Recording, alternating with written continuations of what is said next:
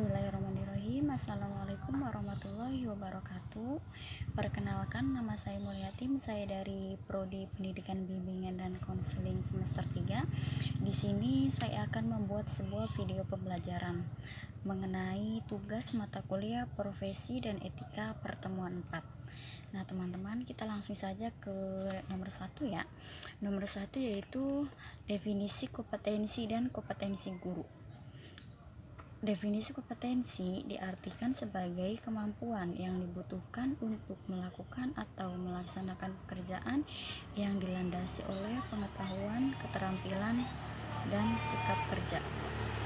Sedangkan kompetensi guru merupakan perpaduan antara kemampuan personal, keilmuan, teknologi, sosial, dan spiritual yang secara menyeluruh membentuk kompetensi standar profesi guru yang mencakup penguasaan materi, pemahaman terhadap peserta didik, pembelajaran yang mendidik, pengembangan pribadi, dan profesionalisme. Sedangkan pertanyaan kedua yaitu jenis dan kompetensi guru. Buka kurung definisi dan indikatornya. Sedangkan jenis-jenis dan kompetensi guru ialah satu, kompetensi kepribadian. Pengertian dari kompetensi kepribadian yaitu kompetensi kepribadian merupakan kemampuan personal yang mencerminkan kepribadian yang mantap, stabil, dan dewasa. Kompetensi dan indikatornya ialah memiliki kepribadian yang dewasa. Subkompetensi ini memiliki indikator esensial, menampilkan kemandirian dalam bertindak sebagai pendidik dan memiliki etos kerja sebagai pendidik. Sedangkan kompetensi pedagogik merupakan kemampuan yang berkenaan dengan pemahaman peserta didik dan pengelola pembelajaran yang mendidik dan diagnosis. Subkompetensi ini memiliki indikator esensial yaitu memahami peserta didik dengan memanfaatkan prinsip-prinsip perkembangan kognitif, memahami peserta didik dengan memanfaatkan prinsip-prinsip kepribadian, dan mengidentifikasi belajar awal peserta didik. Kompetensi profesional merupakan kemampuan yang berkenaan dengan penguasaan materi pembelajaran bidang studi secara luas dan mendalam. Subkompetensi dan indikatornya ialah menguasai langkah-langkah penelitian dan kajian kritis untuk menambah wawasan dan memperdalam pengetahuan atau materi bidang studi. Kompetensi sosial yaitu berkenaan dengan kemampuan pendidik sebagai bagian dari masyarakat untuk berkomunikasi dan bergaul secara efektif. Sedangkan subkompetensi dengan indikator esensial yaitu mampu berkomunikasi dan bergaul secara efektif dengan sesama pendidik dan tenaga kependidikan. Ya, contohnya seperti kalau misalnya dengan sesama tenaga pendidikan, contohnya yaitu seperti guru mengobrol sama guru yang lainnya gitu.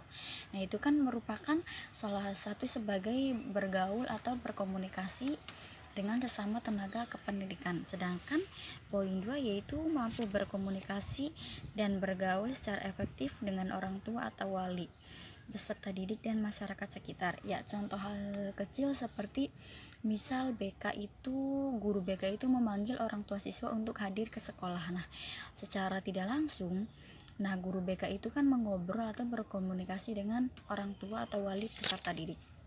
Sedangkan pertanyaan ketiga yaitu bentuk konkret atau contoh dari selain kompetensi dasar guru. Kalau menurut saya pribadi, kalau terkait dengan selain kompetensi dasar guru, ya guru sebagai tenaga kependidikan, guru juga harus bisa. Guru juga sebagai tenaga pendidik ya tidak hanya mengajar gitu kan. Kalau misalnya mengajar sama mendidik itu kan beda. Jadi kalau mengajar itu guru hanya menyampaikan materi di kelas udah selesai, sedangkan kalau mendidik yaitu guru sebagai pengajar sekaligus pendidik, yaitu guru guru juga mendidik, misalnya dalam hal contoh kecil. Nah, ada siswa laki-laki, dia itu kan biasanya sering mengeluarkan bajunya. Nah, lalu guru tersebut menegurnya secara halus agar bajunya tidak dikeluarkan. Sedangkan terkait dengan pertanyaan 4, yaitu alasan mengapa seorang guru harus memiliki kompetensi dasar.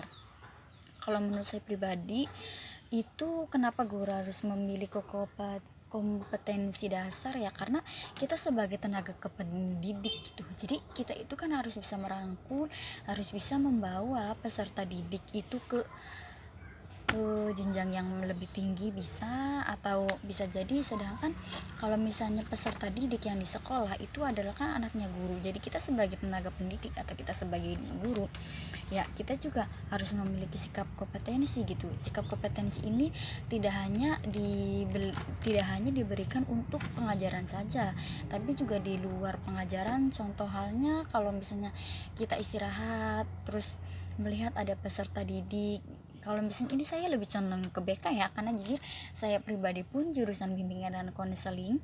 Misalnya ada peserta didik gitu yang mau sharing-sharing, lantas kita sebagai BK-nya harus bisa merangkul, iya kenapa, gimana, ada apa. Jadi kita juga nggak boleh cuek. Sedangkan pertanyaan yang kelima, yaitu kondisi apa yang mungkin terjadi apabila guru memiliki kompetensi tersebut dalam menjalankan profesinya. Kondisi apa? Ya kalau menurut saya pribadi ya bagus. Jadi bagus itu dalam artian cakupannya luas, bagus untuk sekolahnya, kita sebagai tenaga pendidik atau kita sebagai guru, kita memiliki sikap profesional, kita juga disukai oleh siswa gitu. Karena tidak semuanya, walaupun guru atau tenaga kependidikan bisa memiliki sikap profesional. Lantas ya banyak juga guru hanya sekedar menjalankan tugas dan kewajibannya, yaitu hanya mengajar lalu pulang, tidak peduli dengan misalnya dengan anak-anak yang sering alpa, yang sering tidak masuk, kenapa, gimana. Ya itulah yang namanya guru, itu kan tanggung jawabnya berat gitu. Kalau misalnya kita hanya sebagai pengajar ya bisa, cuma hanya menyampaikan materi, menjelaskan, udah selesai pulang. Tapi kalau berkaitannya dengan mendidik juga, jadi double, pengajar sekaligus pendidik, yaitu double gitu. Tidak hanya semua guru PNS itu bisa bertanggung jawab, bisa amanah. Lantas guru honorer juga pasti, bahkan kebanyakan kalau menurut saya pribadi itu yang kerjanya secara profesional itu adalah guru honorer gitu, karena mereka ya benar-benar pengen amanah. Sedangkan kalau guru PNS itu mayoritas itu kalau misalnya pertengahan atau akhir ngajarnya tuh kayak males-malesan, bahkan ia masuk ngasih materi doang, cuman paling masuknya pas mau mendekati jam istirahat. Sedangkan kalau saya lihat itu, kalau misalnya guru honorer itu mereka semangat gitu menyampaikan tugasnya, ya masuknya gitu. Sekian video pembelajaran dari saya, kurang dan kurangnya mohon maaf. Wallahul muwaffiq ila aqwamit thoriq. Wassalamualaikum warahmatullahi wabarakatuh.